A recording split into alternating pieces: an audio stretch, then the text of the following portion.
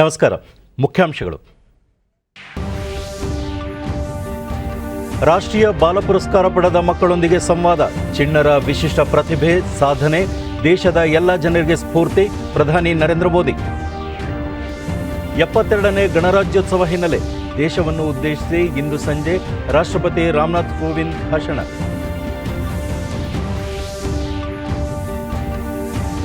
ಇಂದು ರಾಷ್ಟ್ರೀಯ ಮತದಾರರ ದಿನ.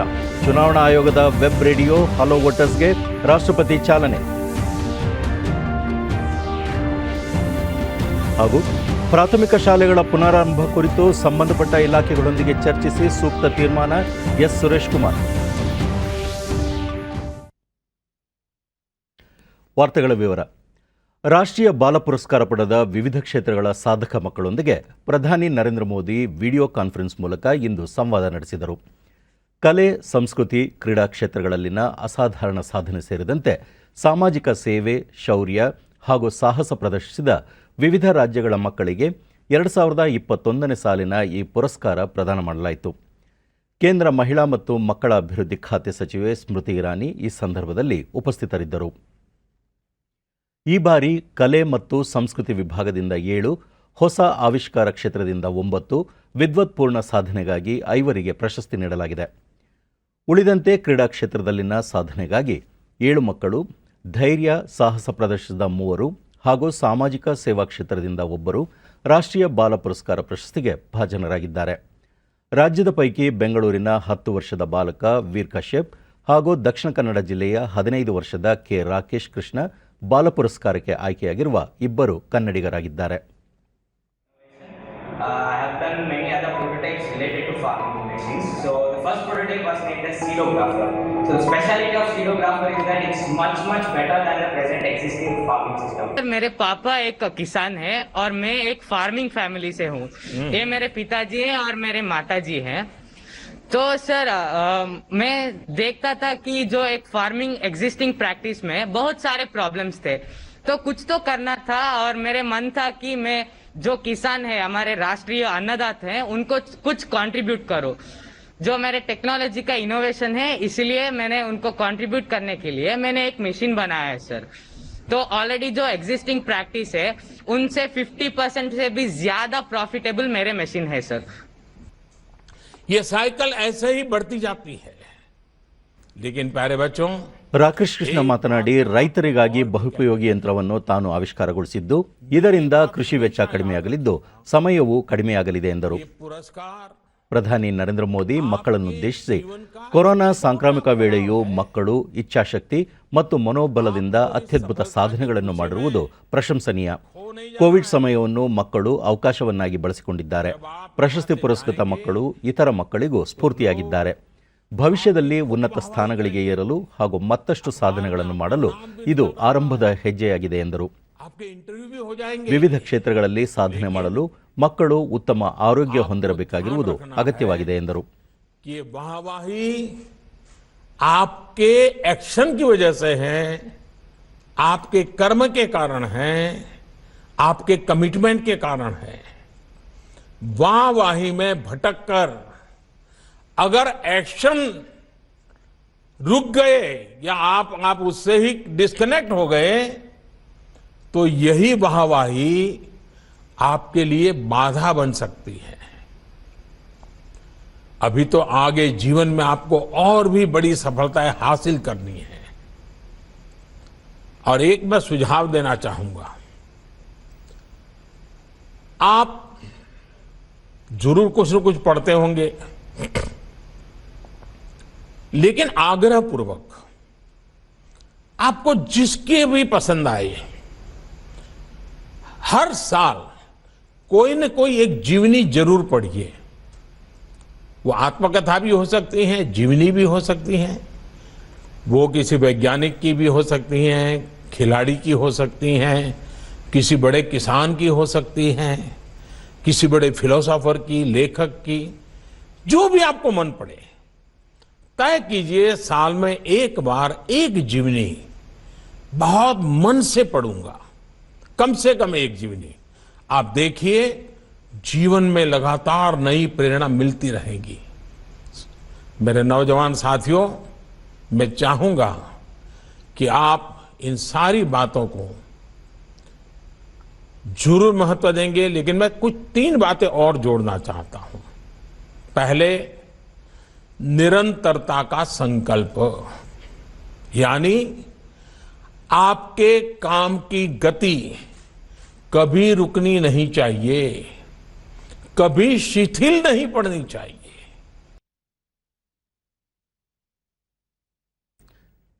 ಮಕ್ಕಳ ಈ ವಿಶಿಷ್ಟ ಪ್ರತಿಭೆ ಮತ್ತು ಸಾಧನೆ ಅನೇಕ ಜನರಿಗೆ ಸ್ಫೂರ್ತಿಯಾಗಿದೆ. ದೇಶಕ್ಕಾಗಿ ನಾವು ಕೆಲಸ ಮಾಡಿದಾಗ ನಮ್ಮ ಆಲೋಚನೆಗಳು ವಿಸ್ತೀರ್ಣಗೊಳ್ಳುತ್ತವೆ ಎಂದು ಪ್ರಧಾನಿ ಹೇಳಿದರು. ದೇಶಾದ್ಯಂತ ನಾಳೆ 72ನೇ ಗಣರಾಜ್ಯೋತ್ಸವ ದಿನ ಆಚರಿಸಲಾಗುತ್ತದೆ. ಇದರ ಮುನ್ನಾ ದಿನವಾದ ಇಂದು ರಾಷ್ಟ್ರಪತಿ ರಾಮನಾಥ್ ಕೋವಿಂದ್ ಅವರು ರಾಷ್ಟ್ರದ ಜನತೆಯನ್ನು ಉದ್ದೇಶಿಸಿ ಭಾಷಣ ಮಾಡಲಿದ್ದಾರೆ. ಆಕಾಶವಾಣಿ ಮತ್ತು ದೂರದರ್ಶನದ ಎಲ್ಲ ವಾಹಿನಿಗಳಲ್ಲಿ ಸಂಜೆ 7 ಗಂಟೆಯಿಂದ ರಾಷ್ಟ್ರಪತಿಯವರ ಭಾಷಣ ಪ್ರಸಾರವಾಗಲಿದೆ. ಮೊದಲಿಗೆ ಹಿಂದಿ, ನಂತರ ಇಂಗ್ಲಿಷ್ ಭಾಷೆಯಲ್ಲಿ ಕಾರ್ಯಕ್ರಮ ಬಿತ್ತರವಾಗಲಿದೆ. ಬಳಿಕ ದೂರದರ್ಶನದಲ್ಲಿ ಪ್ರಾದೇಶಿಕ ಭಾಷೆಗಳ ಅವತರಣಿಕೆ ಪ್ರಸಾರವಾಗಲಿದೆ. ಆಕಾಶವಾಣಿಯಲ್ಲಿ ರಾತ್ರಿ 9 ಗಂಟೆ 30 ನಿಮಿಷದಿಂದ ಆಯಾ ಸ್ಥಳೀಯ ಭಾಷೆಗಳಲ್ಲಿ ಪ್ರಾದೇಶಿಕ ಅವತರಣಿಕೆಯನ್ನು ಕೇಳಬಹುದಾಗಿದೆ. ರಾಷ್ಟ್ರಪತಿಗಳ ಭಾಷಣದ ಕಾರಣ ಈ ಸಂಜೆ 7 ಗಂಟೆಗೆ ಪ್ರಸಾರವಾಗಬೇಕಾದ ವಾರ್ತೆಗಳು ಸಂಜೆ 6 ಗಂಟೆ 30 ನಿಮಿಷಕ್ಕೆ ಪ್ರಸಾರವಾಗಲಿದೆ.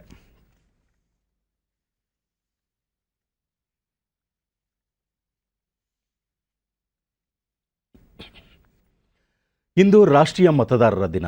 ಭಾರತೀಯ ಚುನಾವಣಾ ಆಯೋಗದ ಸಂಸ್ಥಾಪನಾ ದಿನದ ಅಂಗವಾಗಿ 2011ನೇ ಸಾಲಿನಿಂದ ಪ್ರತಿ ವರ್ಷ ಜನವರಿ 25ರಂದು ರಾಷ್ಟ್ರೀಯ ಮತದಾರರ ದಿನ ಆಚರಿಸಲಾಗುತ್ತಿದೆ.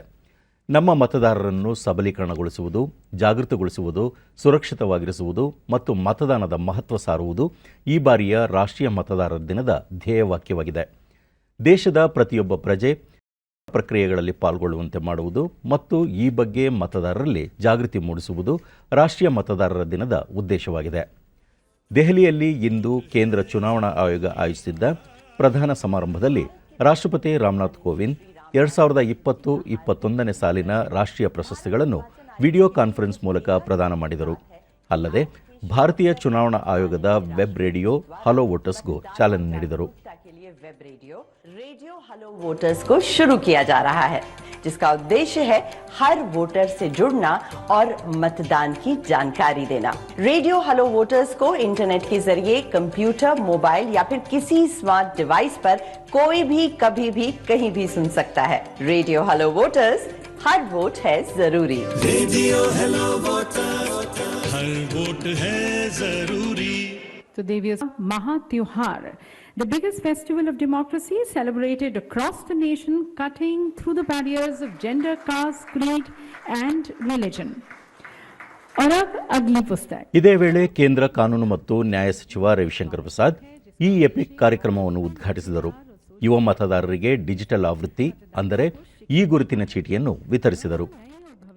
मतदाताओं को लक्षित करते हुए इस कॉमिक में दादी जैसे बहुत ही दिलचस्प और भरोसेमंद चरित्र राष्ट्रीय मतदान दिवस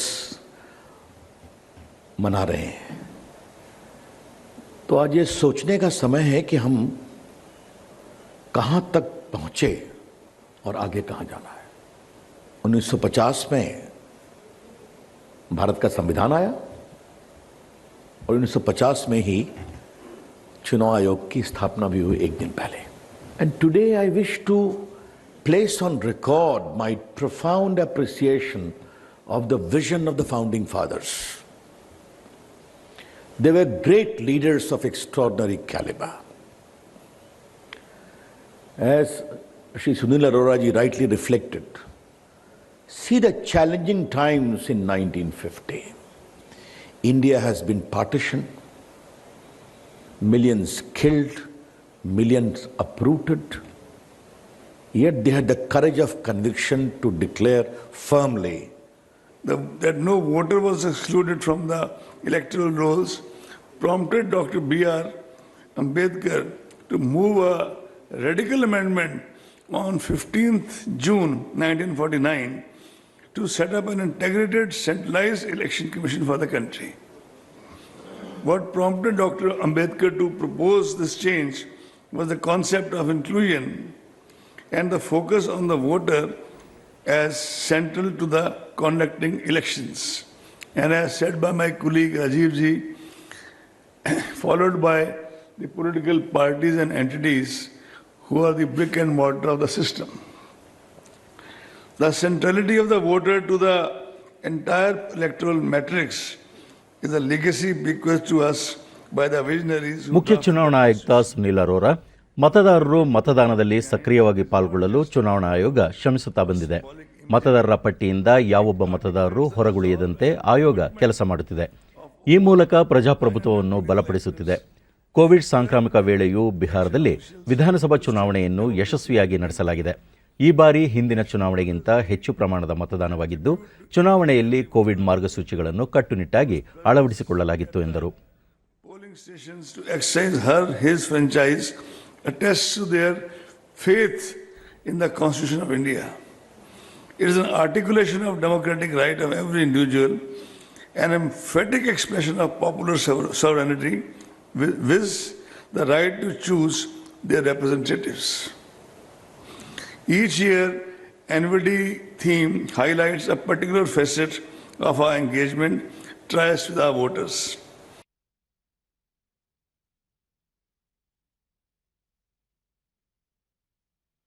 ರಾಷ್ಟ್ರೀಯ ಮತದಾರರ ದಿನದ ಅಂಗವಾಗಿ ಸಂದೇಶ ನೀಡಿರುವ ಪ್ರಧಾನಿ ನರೇಂದ್ರ ಮೋದಿ, ನಮ್ಮ ಪ್ರಜಾಪ್ರಭುತ್ವದ ವ್ಯವಸ್ಥೆಯನ್ನು ಬಲಪಡಿಸಲು ಮತ್ತು ಚುನಾವಣೆಗಳ ಸುಗಮ ನಡವಳಿಕೆಯನ್ನು ಖಚಿತಪಡಿಸಿಕೊಳ್ಳಲು ಚುನಾವಣಾ ಆಯೋಗದ ಗಮನಾರ್ಹ ಕೊಡುಗೆಯನ್ನು ಶ್ಲಾಘಿಸುವ ಸಂದರ್ಭ ಇದಾಗಿದೆ.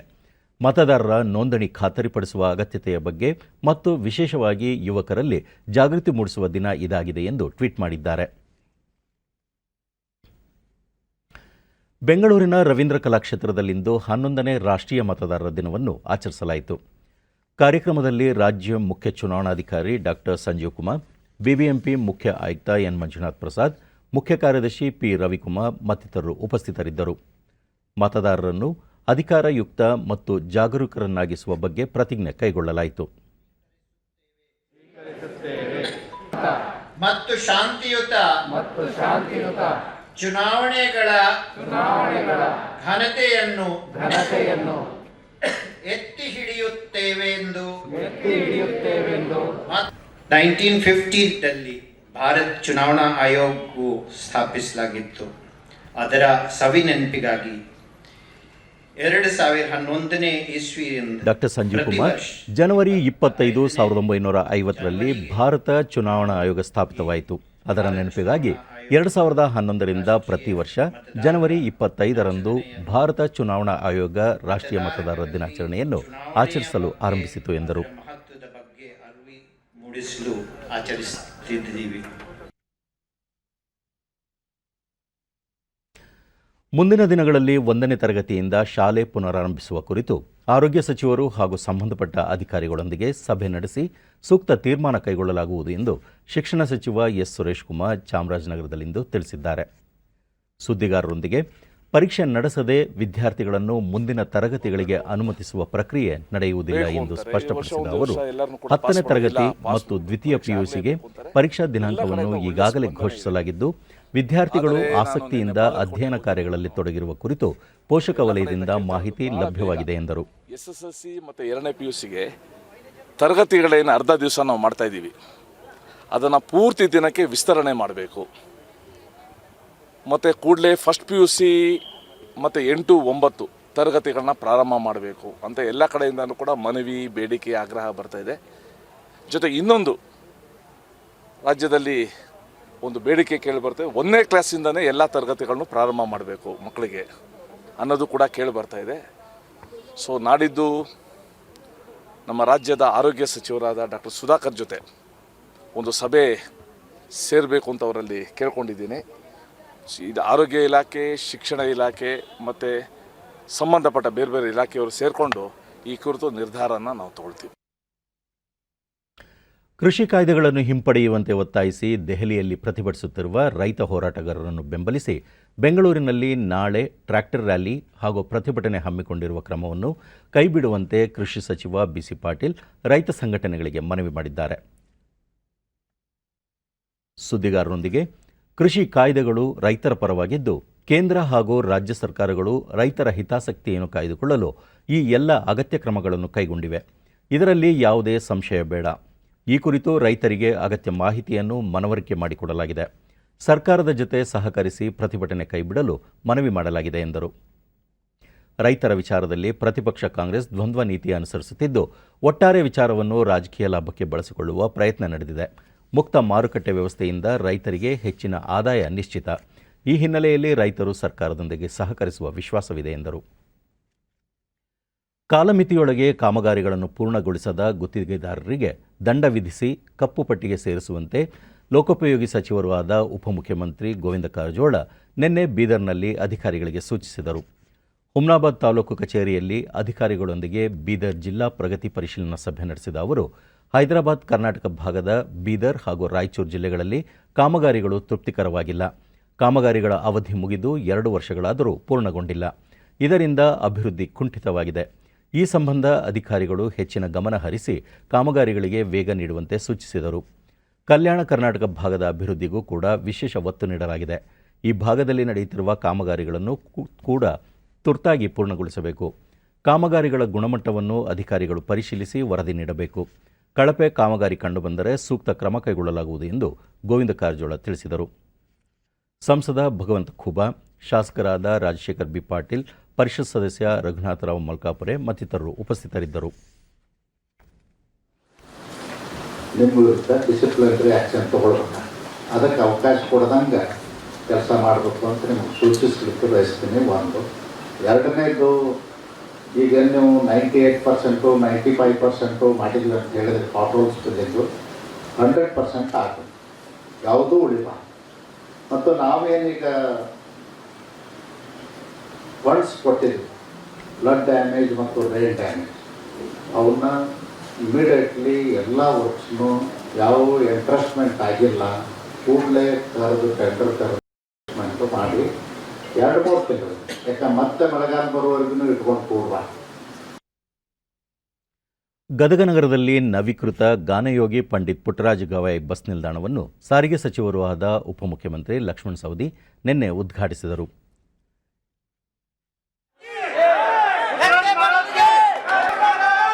ಇದೇ ವೇಳೆ ಅವರು ಪುಟ್ಟರಾಜ ಗವಾಯಿ ಅವರ ಭಾವಚಿತ್ರಕ್ಕೆ ಪುಷ್ಪನಮನ ಸಲ್ಲಿಸಿದರು. ನಂತರ ವೇದಿಕೆ ಕಾರ್ಯಕ್ರಮಕ್ಕೆ ಚಾಲನೆ ನೀಡಿ ಅಪಘಾತ ರಹಿತ ಚಾಲಕರಿಗೆ ಬೆಳ್ಳಿ ಪದಕ ವಿತರಿಸಿದರು.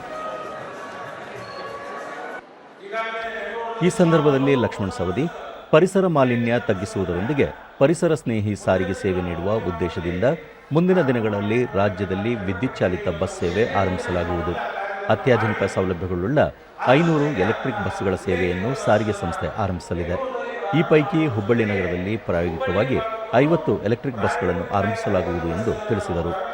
ಸಾರಿಗೆ ವೆಚ್ಚವನ್ನು ಕಡಿಮೆಗೊಳಿಸುವುದರೊಂದಿಗೆ ಸಾರಿಗೆ ಸಂಸ್ಥೆಗಳನ್ನು ಲಾಭದಾಯಕದತ್ತ ಕೊಂಡೊಯ್ಯುವ ಉದ್ದೇಶ ಹೊಂದಲಾಗಿದೆ.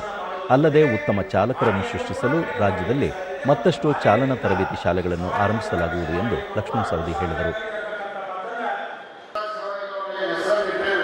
ಜಿಲ್ಲಾ ಉಸ್ತುವಾರಿ ಸಚಿವ ಸಿಸಿ ಪಾಟೀಲ್, ಜನರು ಸರ್ಕಾರಿ ಬಸ್ಸುಗಳಲ್ಲಿ ಪ್ರಯಾಣಿಸುವ ಮೂಲಕ ಸಾರಿಗೆ ಸಂಸ್ಥೆಯನ್ನು ಪ್ರೋತ್ಸಾಹಿಸಬೇಕು ಎಂದು ಕರೆ ನೀಡಿದರು.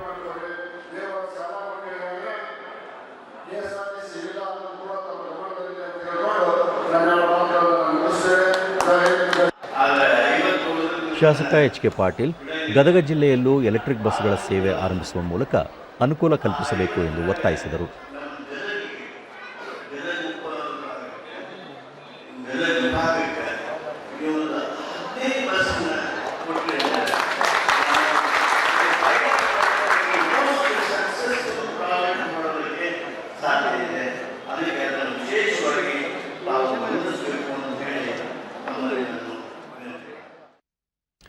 ಪುನಾರಚಿತ ಶೌರ್ಯ ಪ್ರಶಸ್ತಿ ಪೋರ್ಟಲ್ಗೆ ರಕ್ಷಣಾ ಸಚಿವ ರಾಜನಾಥ್ ಸಿಂಗ್ ಇಂದು ಚಾಲನೆ ನೀಡಿದರು.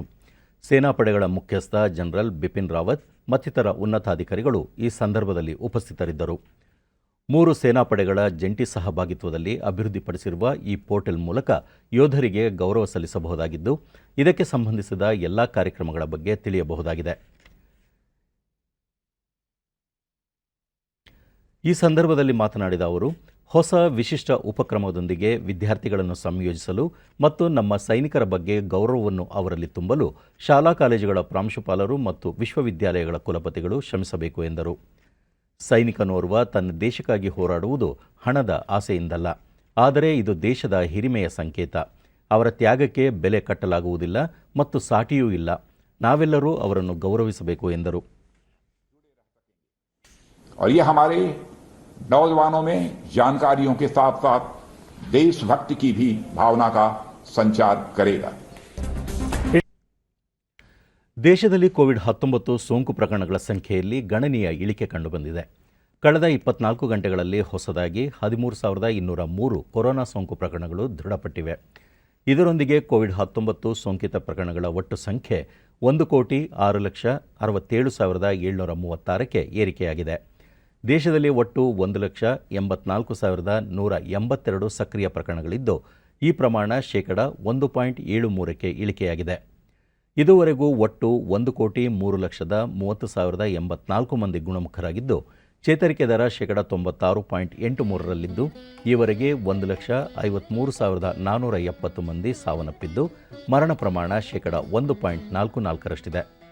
ಕೋವಿಡ್-19 ಲಸಿಕೆ ಅಭಿಯಾನ ಆರಂಭವಾದ ದಿನದಿಂದ ಇದುವರೆಗೆ ದೇಶಾದ್ಯಂತ ಒಟ್ಟು 16,15,504 ಮಂದಿ ಲಸಿಕೆ ಪಡೆದುಕೊಂಡಿದ್ದಾರೆ. ದೇಶದಲ್ಲಿ ಸರ್ಕಾರಿ ಹಾಗೂ ಖಾಸಗಿ ಪ್ರಯೋಗಾಲಯಗಳಲ್ಲಿ ಕೊರೋನಾ ಮಾದರಿಗಳ ಪರೀಕ್ಷೆ ವ್ಯವಸ್ಥಿತವಾಗಿ ಸಾಗಿದ್ದು, ದೇಶಾದ್ಯಂತ ಇದುವರೆಗೆ ಒಟ್ಟು 19,23,37,117 ಮಾದರಿಗಳ ಪರೀಕ್ಷೆ ನಡೆಸಲಾಗಿದೆ. ನಿನ್ನೆ ಒಂದೇ ದಿನ 5,70,246 ಸೋಂಕಿತರ ಮಾದರಿಗಳನ್ನು ಪರೀಕ್ಷಿಸಲಾಗಿದೆ ಎಂದು ಭಾರತೀಯ ವೈದ್ಯಕೀಯ ಸಂಶೋಧನಾ ಸಂಸ್ಥೆ ಐಸಿಎಂಆರ್ ತಿಳಿಸಿದೆ.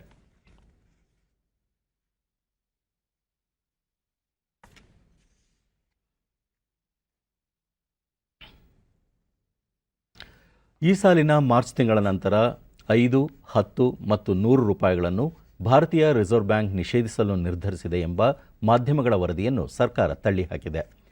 ಆರ್ಬಿಐನಂತಹ ಯಾವುದೇ ಪ್ರಕಟಣೆ ಹೊರಡಿಸಿಲ್ಲ. ಮಾಧ್ಯಮಗಳಲ್ಲಿ ಪ್ರಕಟವಾಗಿರುವ ವರದಿಗಳು ಆಧಾರರಹಿತ ಮತ್ತು ಸುಳ್ಳು ಮಾಹಿತಿ ಎಂದು ಪತ್ರಿಕಾ ಮಾಹಿತಿ ಬ್ಯೂರೋ ಪಿಐಬಿ ಸ್ಪಷ್ಟಪಡಿಸಿದೆ.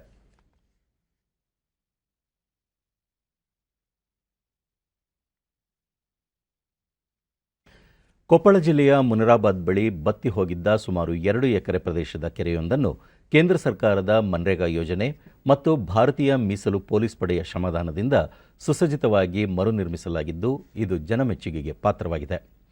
ಇಲ್ಲಿನ ಹೊಸಹಳ್ಳಿ ಪಂಚಾಯಿತಿ ವ್ಯಾಪ್ತಿಯಲ್ಲಿ ಕೆರೆಗಳು ಬತ್ತಿ ಹೋಗಿ ಕುಡಿಯುವ ನೀರಿಗೆ ಹಾಹಾಕಾರ ಆರಂಭವಾಗಿತ್ತು. 1000 ಅಡಿ ಆಳದ ಕೊಳವೆ ಬಾವಿ ಕೊರೆದರೂ ನೀರು ಸಿಗದ ಪರಿಸ್ಥಿತಿ ನಿರ್ಮಾಣವಾಗಿತ್ತು. ತೀವ್ರ ಫ್ಲೋರೈಡ್ನಿಂದಾಗಿ ನೀರು ಕಲುಷಿತಗೊಂಡಿತ್ತು. ಇದನ್ನು ಅರಿತ ಮುನಿರಾಬಾದ್ ಮೀಸಲು ಪೊಲೀಸ್ ಸಿಬ್ಬಂದಿ ಮನ್ರೇಗಾ ಯೋಜನೆ, ದಾನಿಗಳ ಆರ್ಥಿಕ ಸಹಾಯಧನ ಜೊತೆಗೆ ಶ್ರಮದಾನ ಹಾಕಿ ಸುಸಜ್ಜಿತವಾಗಿ ಮರುನಿರ್ಮಿಸಲಾಗಿದೆ. ಅಷ್ಟೇ ಅಲ್ಲದೆ ಕೆರೆಯ ಸುತ್ತ ಪಾದಚಾರಿ ಮಾರ್ಗ, ಮಕ್ಕಳ ಆಟದ ಮೈದಾನ, ಸಸ್ಯಕಾಶಿ ಇತ್ಯಾದಿ 10 ಹಲವು ಸೌಲಭ್ಯಗಳನ್ನು ನಿರ್ಮಿಸಲಾಗಿದ್ದು, ಕೆರೆ ಈಗ ನಳನಳಿಸುತ್ತಿದೆ. ಇದರಿಂದ ಅಂತರ್ಜಲ ಮಟ್ಟ ಹೆಚ್ಚಾಗಿದ್ದು, ಬತ್ತಿ ಹೋಗಿದ್ದ ಬೋರ್ವೆಲ್ಗಳಲ್ಲಿ ಮತ್ತೆ ನೀರು ಬರಲು ಆರಂಭವಾಗಿದೆ ಎಂದು ಸ್ಥಳೀಯರು ಸಂತಸ ವ್ಯಕ್ತಪಡಿಸುತ್ತಾರೆ.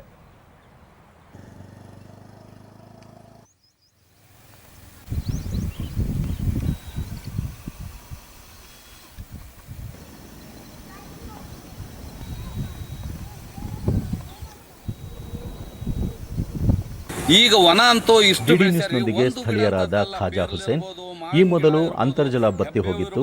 ಕೆರೆ ಮರು ನಿರ್ಮಾಣದಿಂದ ಬತ್ತಿ ಹೋಗಿದ್ದ ಕೊಳವೆ ಬಾವಿಗಳಲ್ಲಿ ನೀರು ಬರುತ್ತಿದೆ ಎಂದು ಸಂತಸ ವ್ಯಕ್ತಪಡಿಸಿದರು. ಈ ಕೆರೆ ಮಾಡಿದಾಗ್ಲಿಂದ ಮೊದಲಾಗ ಕಾಲು ನೋವು, ಮಂಡಿ ನೋವು ಅಂತಕ್ಕದ್ದಿರ್ತಿತ್ತು. ಈ ಕೆರೆ ಆದಾಗ್ಲಿಂದ ಯಾವ ನೋವುಗಳು ಇಲ್ಲ. ಸ್ವೀಟ್ ನೀರಿನಿಂದ ಒಳ್ಳೆ ಸಾಂಗ್ಲಿಯಿಂದ ಮಾಡ್ತಿದ್ದಾರೆ ಅಂತ ನಾನು ಹೇಳಕ್ ಬಯಸ್ತೀನಿ. ಹೊಸಹಳ್ಳಿ ಪಂಚಾಯಿತಿಯ ಅಭಿವೃದ್ಧಿ ಅಧಿಕಾರಿ ಕೃಷ್ಣಮೂರ್ತಿ, ಪೊಲೀಸರ ಶ್ರಮದ ಜೊತೆಗೆ ಕೇಂದ್ರ ಸರ್ಕಾರದ ಮಹಾತ್ಮ ಗಾಂಧಿ ಗ್ರಾಮೀಣ ಅಭಿವೃದ್ಧಿ ಯೋಜನೆಯಡಿ 10 ಲಕ್ಷ ರೂಪಾಯಿಗಳಲ್ಲಿ ಕೆರೆಯನ್ನು ಮರು ನಿರ್ಮಾಣ ಮಾಡಲಾಗಿದೆ. ಉಪ್ಪು ನೀರು ಬರುತ್ತಿದ್ದ ಕೊಳವೆ ಬಾವಿಗಳಲ್ಲಿ ಈಗ ಸಿಹಿ ನೀರು ಬರುತ್ತಿದೆ ಎಂದು ಮಾಹಿತಿ ನೀಡಿದರು. ಈ ಒಂದು ಕೆರೆಯನ್ನು ಮಾಡಿದ ನಂತರ ಅಲ್ಲಿನ ಈ ಒಂದು ನೀರಿನ ಸಂಗ್ರಹ ಮಟ್ಟ ಜಾಸ್ತಿ ಆಗಿರುವುದರಿಂದ ಅಂತರ್ಜಲ ಮಟ್ಟ ಹೆಚ್ಚಾಗಿ ಈಗ ಎಲ್ಲ ಕಡೆ ನೀರು ಬೋರ್ವೆಲ್ ಹಾಕಿದ್ರೆ ಸಿಹಿ ನೀರು ಬರ್ತಾ ಇದೆ ಮತ್ತು ಎಲ್ಲ ಅಲ್ಲಿರ್ತಕ್ಕಂಥ ವಸತಿ ಸಮುಚ್ಚಯದವರು ಕೂಡ ಅದೇ ನೀರನ್ನು ಬಳಕೆ ಮಾಡ್ತಾ ಇದ್ದಾರೆ.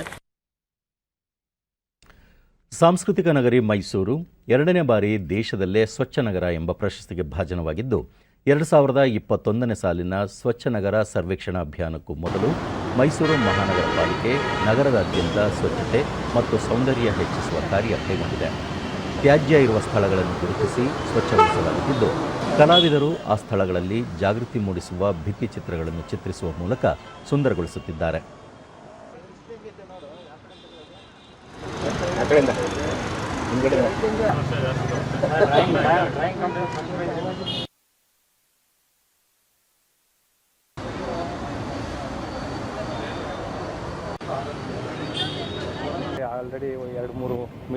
ನ್ಯೂಸ್ನೊಂದಿಗೆ ಮೈಸೂರು ಉಪಮೇಯರ್ ಶ್ರೀಧರ್ ಸ್ವಚ್ಛ ನಗರ ಸರ್ವೇಕ್ಷಣೆಗೆ ಪೂರ್ವಭಾವಿಯಾಗಿ ನಗರದಲ್ಲಿ ಸ್ವಚ್ಛತಾ ಕಾರ್ಯ ಹಮ್ಮಿಕೊಳ್ಳಲಾಗಿದೆ.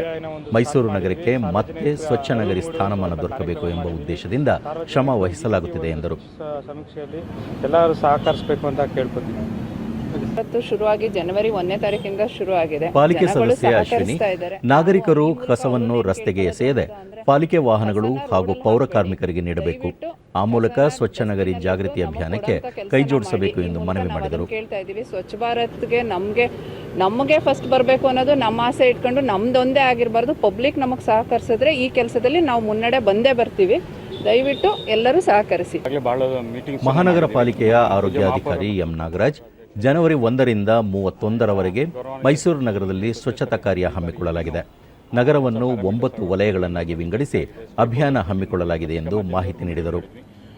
ಭಾಳ ಒಂದು ಇಂಪಾರ್ಟೆಂಟ್ ಆಸ್ಪೆಕ್ಟು ಅವೇರ್ನೆಸ್ ಕ್ರಿಯೇಟ್ ಮಾಡೋ ನಿಟ್ಟಿನಲ್ಲಿ ಇವಾಗ ನಾವು ಬ್ಯೂಟಿಫಿಕೇಷನ್ ಸ್ಪಾಟ್ಸು ಎಲ್ಲಿ ಕಸ ಜಾಸ್ತಿ ಬೀಳ್ತಾ ಇದೆ ಅಂಥ 9 ವಲಯ ಕಚೇರಿಗಳಲ್ಲಿ ಜಾಗಗಳನ್ನ ಗುರುತು ಮಾಡಿದ್ವಿ. 9 ವಲಯ ಕಚೇರಿಗಳಲ್ಲಿ ಇವತ್ತು ಸೈಮಲ್ಟೇನಿಯಸ್ ಆಗಿ ಎಲ್ಲ 9 ವಲಯ ಕಚೇರಿಗಳಲ್ಲಿ ಬ್ಯೂಟಿಫಿಕೇಷನ್ ನಡೀತಾ ಇದೆ.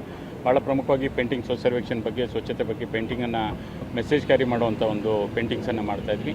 ಸಾರ್ವಜನಿಕರು ಹೆಚ್ಚಿನ ರೀತಿಯಲ್ಲಿ ಭಾಗವಹಿಸಬೇಕು. ಮತ್ತು ಪ್ರಮುಖವಾಗಿ ಇದೊಂದು ಪೇಂಟಿಂಗ್ ಕಾಂಪಿಟೇಷನ್ ಯಾರಾದರೂ ಬಂದು ವಾಲಂಟಿಯರಾಗಿ ರಿಜಿಸ್ಟರ್ ಮಾಡಿಕೊಂಡು ನಮ್ಮ ನಗರದ ಬೇರೆ ಬೇರೆ ವಲಯ ಕಚೇರಿಗಳಲ್ಲಿ ಎಲ್ಲಿ ಬ್ಯೂಟಿಫಿಕೇಷನ್ ಸ್ಪಾಟ್ಸ್ ಇದೆ ನಾವು ಗುರುತು ಮಾಡ್ಕೊಂಡಿದ್ವಿ, ಅಲ್ಲಿ ಬಂದು ಅವ್ರು ಪೇಂಟಿಂಗ್ ಮಾಡೋ ಮುಖಾಂತರ ನಮ್ಮ ಜೊತೆ ಸಹಕರಿಸಬೇಕಂತ ಕೇಳ್ಕೊಳ್ತಾ ಇದ್ದೀವಿ. ಸಂಸತ್ತನ್ನು ವಿಸರ್ಜಿಸುವ ನಿರ್ಧಾರದ ಹಿನ್ನೆಲೆಯಲ್ಲಿ ನೇಪಾಳ ಪ್ರಧಾನಿ ಕೆಪಿ ಶರ್ಮಾ ಓಲಿ ಅವರನ್ನು ಆಡಳಿತಾರೂಢ ಕಮ್ಯುನಿಸ್ಟ್ ಪಕ್ಷದಿಂದ ಉಚ್ಚಾಟಿಸಲಾಗಿದೆ. ಕಠ್ಮಂಡುವಿನಲ್ಲಿ ನಿನ್ನೆ ನಡೆದ ಪಕ್ಷದ ಕೇಂದ್ರ ಸಭೆಯಲ್ಲಿ ಓಲಿ ಅವರನ್ನು ಪಕ್ಷದಿಂದ ಉಚ್ಚಾಟಿಸುವ ನಿರ್ಧಾರ ಕೈಗೊಳ್ಳಲಾಗಿದೆ. ನೇಪಾಳ ಸಂಸತ್ತನ್ನು ವಿಸರ್ಜಿಸುವ ನಿರ್ಧಾರದ ಹಿನ್ನೆಲೆಯಲ್ಲಿ ಓಲಿ ಅವರ ಪಕ್ಷದ ಸದಸ್ಯತ್ವ ರದ್ದುಗೊಳಿಸುವುದಾಗಿ ಅವರ ವಿರೋಧಿ ಬಣಗಳು ನಿರಂತರವಾಗಿ ಬೆದರಿಕೆ ಹಾಕುತ್ತಿರುವ ನಡುವೆಯೇ ಈ ನಿರ್ಧಾರ ಕೈಗೊಳ್ಳಲಾಗಿದೆ.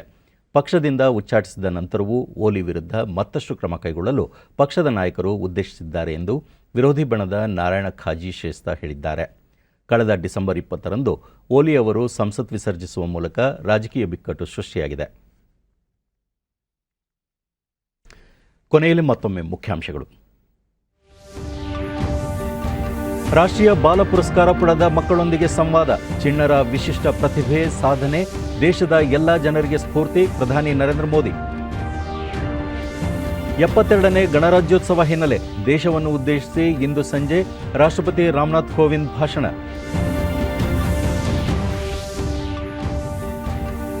ಇಂದು ರಾಷ್ಟ್ರೀಯ ಮತದಾರರ ದಿನ. ಚುನಾವಣಾ ಆಯೋಗದ ವೆಬ್ ರೇಡಿಯೋ ಹಲೋ ವೋಟರ್ಸ್ಗೆ ರಾಷ್ಟ್ರಪತಿ ಚಾಲನೆ. ಹಾಗೂ ಪ್ರಾಥಮಿಕ ಶಾಲೆಗಳ ಪುನಾರಂಭ ಕುರಿತು ಸಂಬಂಧಪಟ್ಟ ಇಲಾಖೆಗಳೊಂದಿಗೆ ಚರ್ಚಿಸಿ ಸೂಕ್ತ ತೀರ್ಮಾನ. ಎಸ್ ಸುರೇಶ್ ಕುಮಾರ್.